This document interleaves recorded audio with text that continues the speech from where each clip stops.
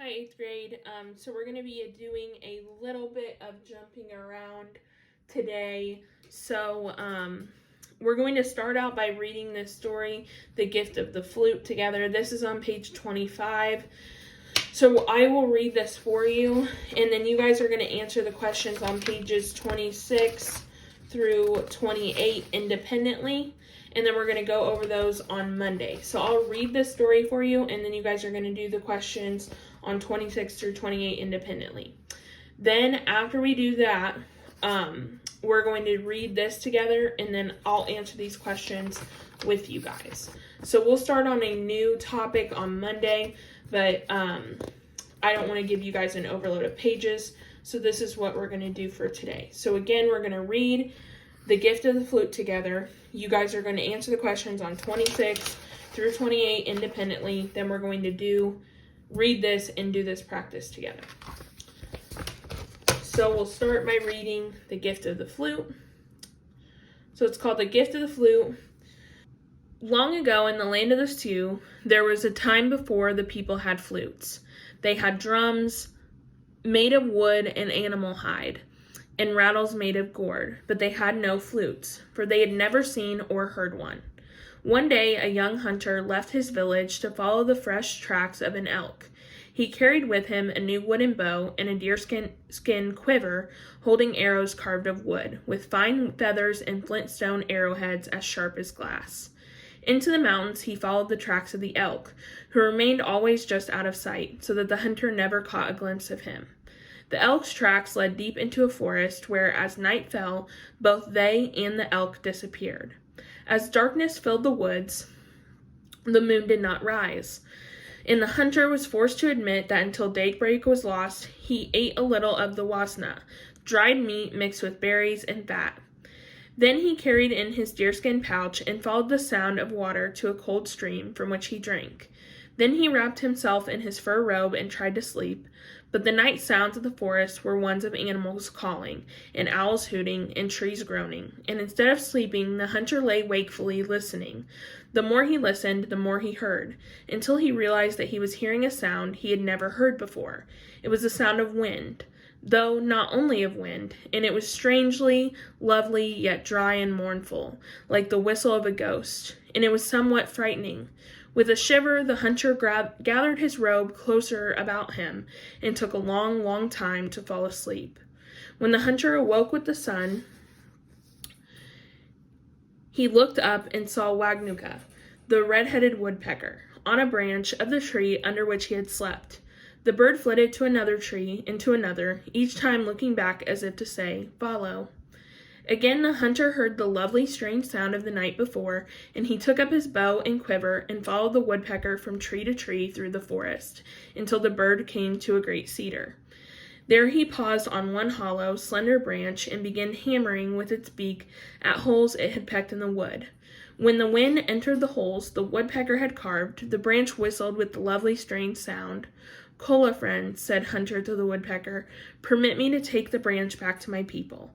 So the hunter returned to his village with no elk meat, but instead with the first flute, a gift of tree, of the wind, of the bird, and of the one who had learned to listen. So pages 26, 27, and 28, you guys will do independently, and we will go over these together on Monday. I just want you guys to get a little bit more independent practice, but if you are stuck, again, you can contact me in office hours, but we will also go over these on Monday. So now we're going to take a look at page 29 and 30, and we're going to do these two pages together. So if you want to pause and go ahead and do pages 26 through 28, you can. 26 through 28, you can. But I'm going to go ahead and get started on page 29, which we're going to do all of these together. So this one says, a student is writing a report about Christopher Columbus. Read the following paragraphs from two of the student's sources, then answer the questions that follow. So we're looking at two different sources about Christopher Columbus. So the first one says, Christopher Columbus was one of the most brilliant navigators in history. In 1492, he sailed the ocean blue, heading west from Spain and into the unknown. On October 12th, he sighted land in the Caribbean Sea. He didn't know it at the time, but he had discovered part of the world Europeans did not know existed. He created a small settlement and then, on a second voyage in 1494, founded a Spanish colony. 4 years later, he sailed south, exploring the northern coast of South America. Most importantly, Columbus founded a reliable sailing route from Europe to America. He did what no man before him had done, and so changed the world forever. So that's one article with a specific point of view. Now let's read Article 2. Christopher Columbus changed the world for the worse. The consequences of his adventures was the death of millions of men, women, and children living in the Americas. How did this happen? Before Columbus, Europe and the Americas had long been separated. There had been no contact of any kind for hundreds of thousands of years. Then Columbus and his followers arrived. They brought with them new people, new plants and animals, and new diseases. This so-called Columbian exchange led to 95% of all Native Americans living in Central and South America dying of disease. And those who did not die of disease were made slaves by men like Columbus. Columbus knew how to sail, but his skills brought only disaster. So immediately here, before we even look at any questions, we can see that these two articles have very different points of view or opinions on who Christopher Columbus is as a person. So I think we can immediately say that here we're looking at a more positive idea of Christopher Columbus, and here we're looking at a more negative view of Christopher Columbus. Now, when we say negative, that doesn't mean that it's wrong. That's just saying that they don't like Christopher Columbus. This person does like Christopher Columbus. They look at Christopher Columbus positively. They look at him negatively. That's not to say that they're wrong or they're right or they're wrong and they're right. It's just what type of point of view they have on Christopher Columbus. So if we look here, it says, which is the best summary of Article 1? What is a summary? A summary is a 1 or 2 sentence description of what Article 1 was about. So Article 1, again, is the first one. That's the more positive view on Christopher Columbus. So it says, A, Christopher Columbus was a great navigator, both for discovering America and finding a sailing route from Europe. B, Christopher Columbus created a small settlement in the Caribbean and sailed around the northern coast of South America. Christopher Columbus changed the world by making several voyages and establishing a Spanish colony. D, Christopher Columbus was the first man to discover a way of sailing easily from Europe to the Americas. And E, Christopher Columbus was important because in sailing to America, he discovered an unknown part of the world. So what we need to look at here is when we're talking about a summary, we're talking about the main point that the story is talking about, or the article is talking about in this case. What is the one major thing they're talking about? So if I tell you a story, and in the story I happen to mention, let's say I'm telling you a story about the day I got my driver's license. The summary of my story is Mrs. Swinney got her driver's license on whatever day. Well, if in the story I happen to tell you that I was wearing a pink shirt when I got my driver's license, is that important to put in the summary of the story?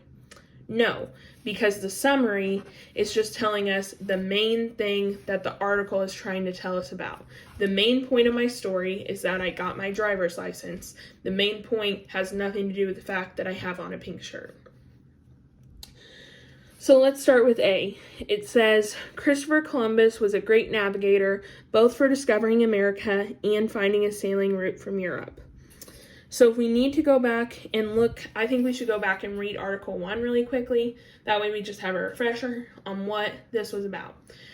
So it says, Christopher Columbus was one of the most brilliant navigators in history. In 1492, he sailed the ocean blue, heading west from Spain and into the unknown. On October 12th, he sighted land in the Caribbean Sea. He didn't know it at the time, but he had discovered a part of the world Europeans did not know existed. He created a small settlement and then on a second voyage in 1494 founded a Spanish colony. 4 years later, he sailed south, exploring the northern coast of South America. Most importantly, Columbus found a reliable sailing route from Europe to America. He did what no man had done before. He did what no man before him had done, and so changed the world forever.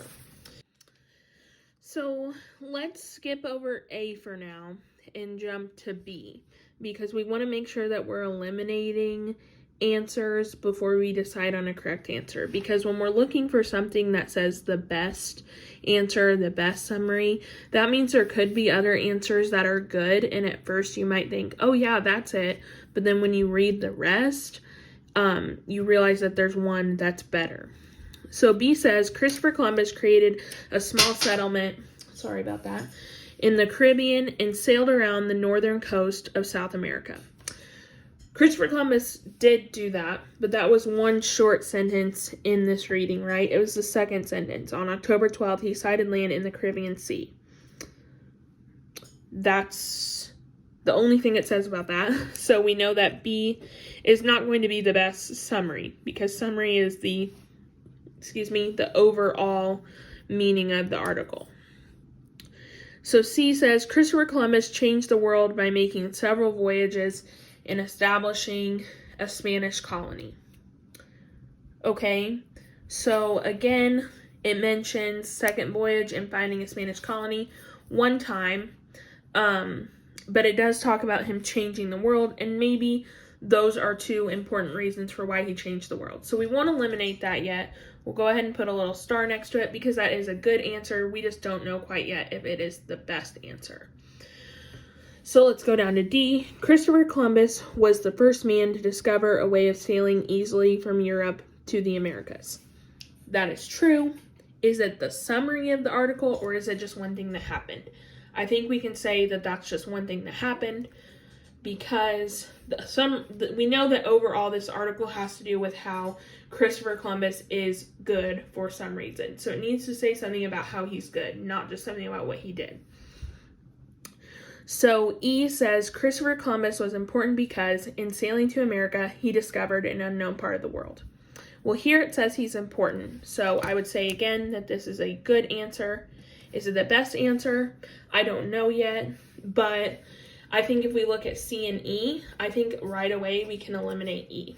The reason that I think that is because here it only gives us one reason why Christopher Columbus is important. We know there's at least, I would say, more than one reason, considering the list of things that they gave us in their article. So let's look at A. Now it says Christopher Columbus was a great navigator, both for discovering America and finding a sailing route from Europe. So if we're looking between A and C, I'm going to go ahead and say that A is our best answer here. So what I'm going to do is I'm going to tell you why A is our best answer. So if we look back at the article, and if we look at the last two sentences, the key thing here is most importantly. Most importantly, Columbus found a reliable sailing route from Europe to America. And at the beginning, it talks about how he was one of the most brilliant navigators in history. Most of the time, the first sentences and the last sentences are going to do a good job in summarizing what it's going to be about, because they want to give you a hint of what it's going to be about at the beginning, and then they want to summarize it for you at the end, just so you remember. So when it says most importantly, we know that that's going to be included in our summary, because they're saying this is the most important thing I want you to get out of what I've said here. And then it says he's a great navigator. So it says he's a great navigator, both for discovering America and finding that sailing route from Europe, which they said is the most important thing Columbus did. So I think we can safely say that A is the best summary for Article 1. So let's take a look at page 30.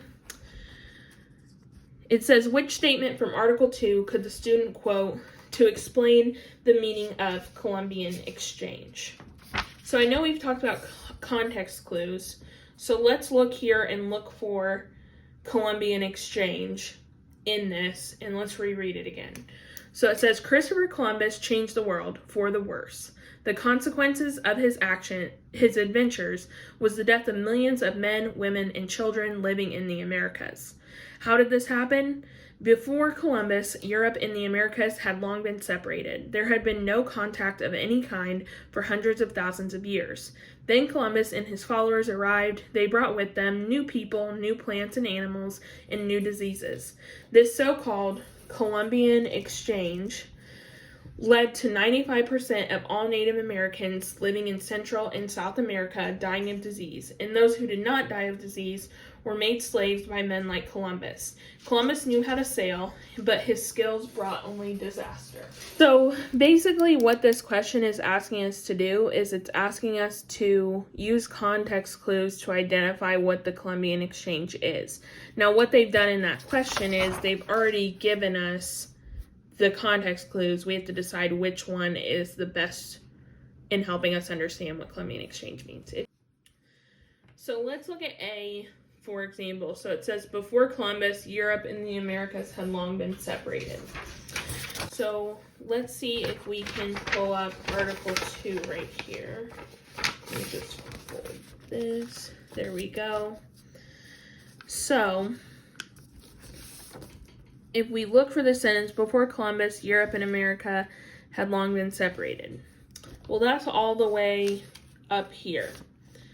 So for one, that's really far from the Columbian Exchange to really be part of the context clues and understanding what the Columbian Exchange is, right? Because usually it's going to be in the same sentence as the word that we're trying to figure out the definition of, or in the sentence right before or right after it.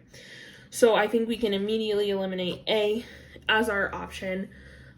B says there had been no contact of any kind for hundreds of thousands of years. Again, that's a couple sentences before. And also, that doesn't really, we can just tell that that really doesn't have anything to do with Columbian Exchange. Because if we take out Columbian, what does exchange mean? Like you're trading off goods or giving someone something, something like that. Well, no contact of any kind has nothing really to do with exchanging anything. So we can go ahead and eliminate B. Now, it says they brought with them new people, new plants and animals, and new diseases. Well, that's in the sentence right before Columbian Exchange. So I would definitely say that's in the running for understanding what the meaning of that word is. And then the D says, and those who didn't die of disease were made slaves by men like Columbus. Well, that's the sentence directly after. So again, positioning is good in terms of being something that would explain the meaning of the Columbian Exchange. Now, I think the way that we can determine our answer here is, in D it says, and those who did not die of the disease were made to be slaves by men like Columbus. Again, if we take out the word Columbian here and we just look at the word exchange, we know, most of us know what the word exchange means. We're trading something off, we're giving someone something, something along those lines. I just realized I'm off the page here. So, does D have anything to do with that? Not really. So I think we can go ahead and eliminate D. And we know that they exchanged them, new people, new plants and animals, and even though it's a negative, new diseases. So those things all help us to understand what Columbian Exchange means. So now we're going to move on to 37 here, which 37 says it's going to be a short answer question. We can already tell, so let's go ahead and write the rate strategy up here. Article 1 is organized sequentially, and Article 2 has a cause and effect organization. How can the student explain why these structures are appropriate for the arguments the author is making? So sequentially, if we think about the word sequence, sequentially means that the author is telling us how the things happened in the order that they happened. So they're saying first this happened, then this happened, then this happened, then this happened. With Article 2, cause and effect organization means that they're saying Christopher Columbus did this, and that caused this to happen. Another time he did this, and that caused this to happen. The effect of his actions might not have taken place for 20 or 30 more years, but they're telling us what Christopher Columbus did and what effect that had on the people that were native to America. So, again, the question is, how can the student explain why these structures are appropriate for the arguments the author is making? So first we could say we need to restate. So let's start with the first part of the question, which is why is Article 1 being organized sequentially? And then let's think of what the person in Article 1 is trying to do. They are obviously in support of Christopher Columbus, and they're just trying to give us a rundown of who Christopher Columbus was. So the sequential organization of Article 1 is appropriate because the author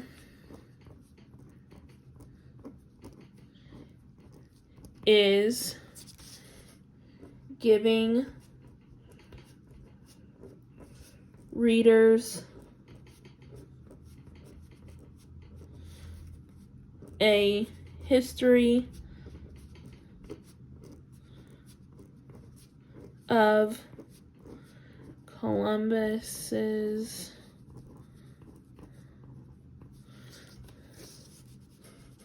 discoveries. And why? So we don't necessarily need to cite anything here because the question does not ask for us to cite something. So we can just explain our answer. So we explain our answer by saying using sequence is valuable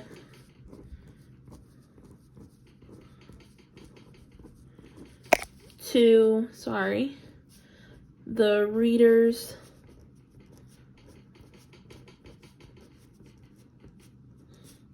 understanding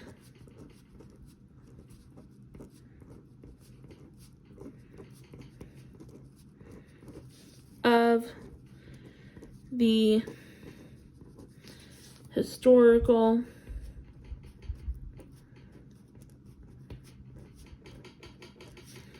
timeline. So the sequential organization of Article 1 is appropriate because the author is giving readers a history of Columbus's discoveries. Using sequence is valuable to the reader's understanding of the historical timeline. Okay, so now I obviously used all the lines, but we'll just write underneath it. So now we're going to answer why Article 2, having cause and effect organization, is appropriate for the argument. So we would start by restating again. And then why is the cause and effect organization of Article 2 appropriate? Well, if we remember back to what Article 2 is about, Article 2 has this negative view on Christopher Columbus. They do not think he's a good person. So what cause and effects means is that Christopher Columbus did this and that caused this to happen. So the cause and effect organization of Article 2 is appropriate because it shows Columbus's actions and how they impacted the native people. And then cause and effect, we have to explain our answer. Cause and effect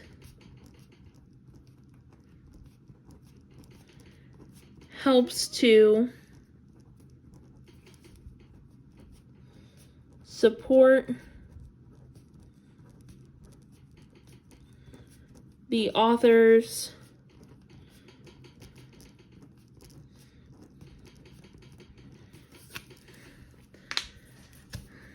message that Columbus had negative impacts in the Americas. So it says the sequential organization of Article 1 is appropriate because the author is giving readers a history of Columbus's discoveries. Using sequence is valuable to the reader's understanding of the historical timeline. The cause and effect organization of Article 2 is appropriate because it shows Columbus's actions and how they impacted the native people. Cause and effect helps to support the author's message that Columbus had negative impacts in the Americas. So when it doesn't ask you to cite, you don't have to cite. So we didn't need to cite anything in this example because the directions didn't ask us to cite any evidence or any quotes. But we do still need to explain how our answer is correct. So now that we finished doing these together, I need you guys to still do those pages in the packet, which is pages, I'm lost here, 26 through 28. So go ahead and do those now if you haven't already, and we'll go over pages 26 through 28 together on Tuesday's video. I will have a free read up today and tomorrow, so make sure you check that out if that's something you're interested in. But I will be available during office hours if you guys have any questions over the other packet. I'll only be available with Google Voice, but you can call or text if you need anything. So if not, I hope you guys have a great weekend and stay safe.